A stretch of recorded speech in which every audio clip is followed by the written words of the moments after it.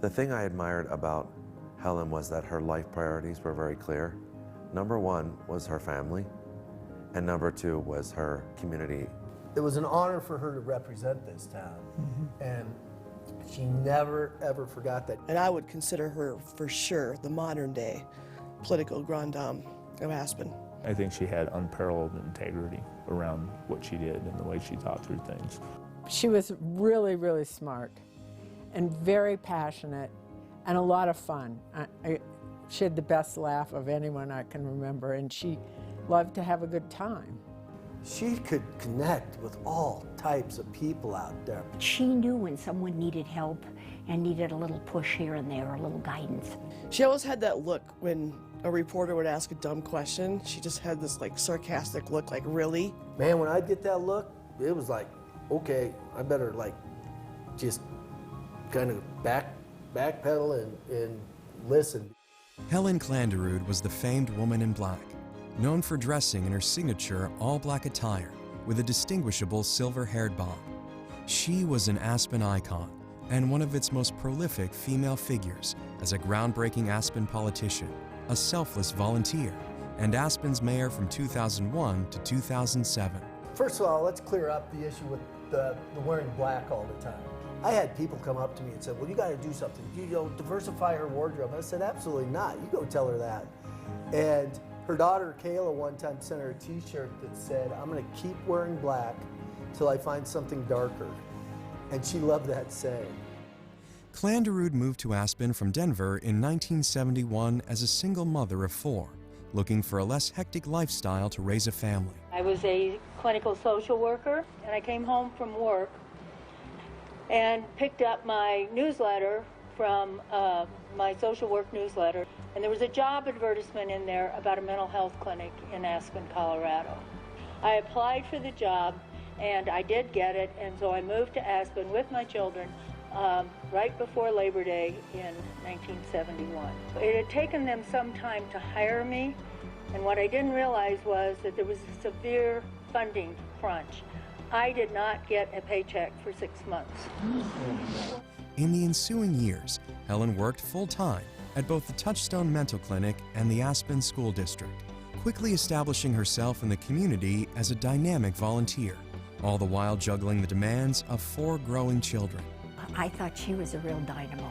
I thought a woman of that, 40 years ago, who had 4 children and was raising them by herself, was able to have careers, and I just thought she was pretty darn neat. She made sure that we had every opportunity to participate in any of the activities or sports that we wanted to. And as we got older, she not only encouraged us, but she supported us 100%, and it was really cool. I mean, she, with 4 kids, to be able to stretch herself out to attend all our events and make sure we get to them. She also maintained a full-time job and became more involved in the community, with volunteering and just embracing everything Aspen had to offer at the time. She went into private mental health practice in 1976, and at the behest of a friend, she ran for the board of Pitkin County Commissioners, reigniting a longtime interest in politics. And I'd been involved in politics before. I wrote my first letter to the editor when I was 12 because they were going to close a lake where we went ice skating every winter. So my interest in politics went back quite a ways. She was always interested in politics. I can remember when we still lived in Denver in 1967-68, where she tried to become a delegate for the 1968 presidential election. In 1980, Klanderud became the first woman elected to the board of Pitkin County Commissioners. I served 2 terms as county commissioner. The issues that I was most interested in, which was establishing a combined transportation system, because the county had its own transportation system, city had its own transportation system, and we were successful in merging the 2 and creating RAFTA. So RAFTA was formed. I also wanted to see a new jail. Any of you remember what the jail looked like before the early 80s? It was what they referred to as an unconstitutional jail. Her perspective was sort of like the whole county. It wasn't anti-development or it wasn't pro-development. She cared about the people of Pitkin County and the health of Pitkin County in a balanced way. After 2 terms as county commissioner, she launched a bid for a state senate seat in 1986. So after my second term as county commissioner, I felt that the things I was interested in here had been accomplished. And I got a call from Tom Glass, who then was our state senator, who was not going to run again, asking if I would run for the state senate. So I did in 1986.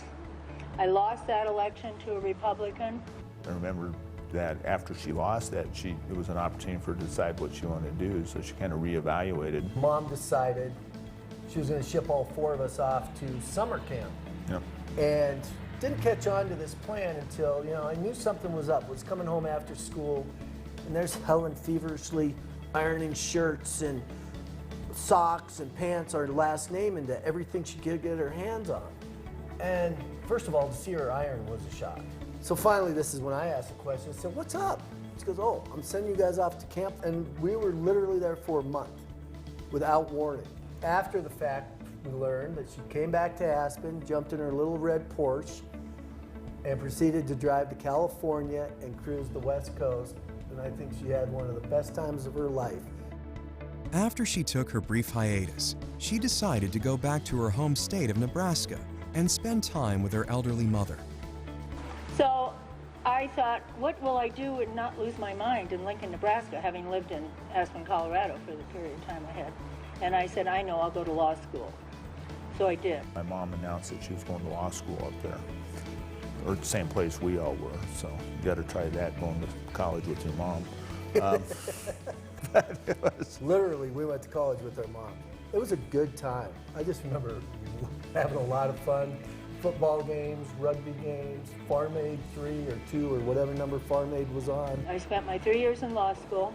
I clerked for a judge in Denver for about a year, decided it was time to practice, came back and worked in Nick McGrath's office here, and I decided one day I really didn't want to.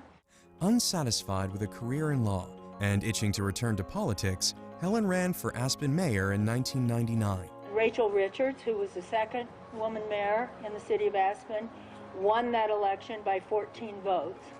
And on election night, I said to myself, I'm running in 2001, which I did, and I won, and I served 3 terms and was term limited in 2007. Always a little on the feisty side, strong in character and resolve, Klanderud was not without controversy. In an effort to counter sprawl, she embraced the infill of Aspen, which condoned flexibility on density and building heights in the town core. Her harshest critics called it the Klanderudization of Aspen. I think she gets a bad rap that was just something that she spearheaded and just drove right through. She's convincing, and I think that the rest of the people that sat on that board with her saw some sort of value in creating that infill.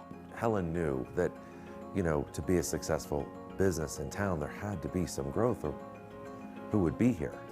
So she always maintained a good focus and a good balance that, yes, let's preserve the integrity of this amazing community. We can't lose sight of the people that need to make a living here and what that meant for everyone and to keep the community thriving. I mean, I think that she can see both sides and knows when slow growth is appropriate and when things needed to get, turned up a little bit. She had a balanced approach to the way she ran her office or was in office. She was not, I don't think, influenced by either side. She would listen to both sides, and she was fair.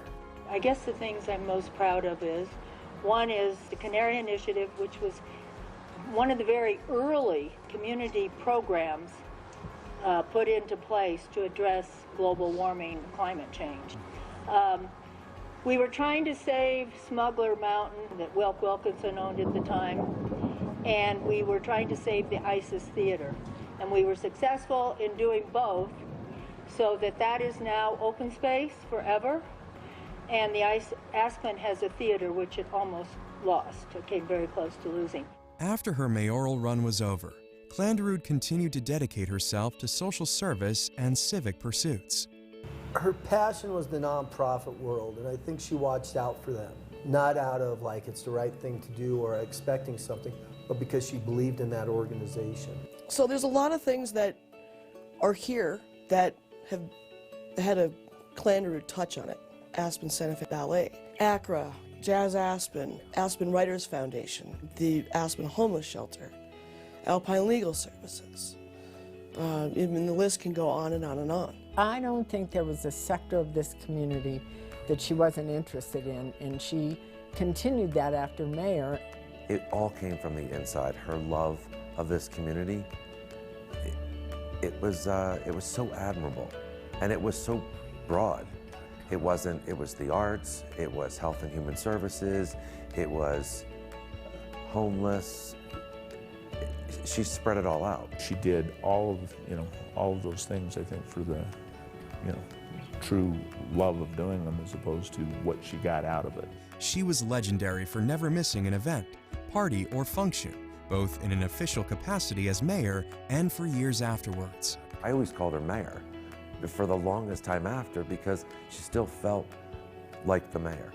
I said, Helen, how do you manage to go to all those activities? You'd see her at one end of town at something for the kids, and you'd see her at the other end of town doing something in the parade. I don't think she ever missed an event. I would always try and outdo her. Like, did you go to the poetry reading? And of course, she already had been there. Helen was social. Yeah. Everybody knows it. And we couldn't walk from like a block. And she'd talk to 3 or 4 people. I said, Mom, I ain't coming up here anymore. She goes, well, why not? She says, because you spend more time talking to other people than you do me, so, Everybody wanted to come up and say hello to her. I laughed one day because probably 5 people came up to her. In our time there was all different conversations, and she switched so quickly into whatever conversation or whatever question or topic they wanted to talk to her about, and always feeling like the conversation was so one-on-one. She could talk to all different walks of life. And she always dressed in black, except for the all-white outfit she wore at her 70th birthday party, as a humorous ode to a lifetime dressed in black. Helen walks in all white, head to toe. Carolyn Zachariason, who at the time I believe was one of the newspapers, had wrote in like the intro, Helen Klanderud, ex-mayor, shows up in black for her 70th. And Carolyn, I remember, said, oh man, I have to go back and change the article. She switched it up on me. Helen always believed that Aspen was special, and that residents played an important role in keeping it that way.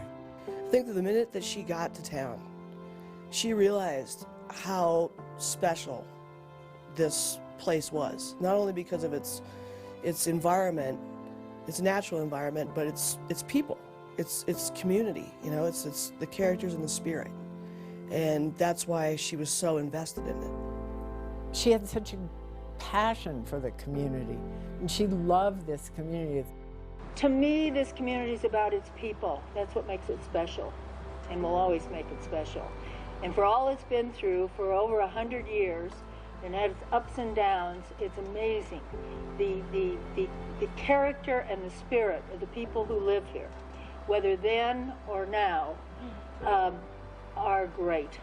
There is no spirit like it anywhere. I have never experienced a community anywhere where the people are as involved and care as much about their community as they do here. Klanderud died at the age of 76 of complications following a stroke she suffered a day earlier. She died with her 3 children at her side. They are Kurt Klanderud, Eric Klanderud, and Kayla Moontree. A 4th child, Soren, preceded her in death. Her legacy, that Aspen is a special place, and it is the duty of its citizens to keep it that way, will live on through her children and the community that loved the woman in black. She is greatly missed in this community every day.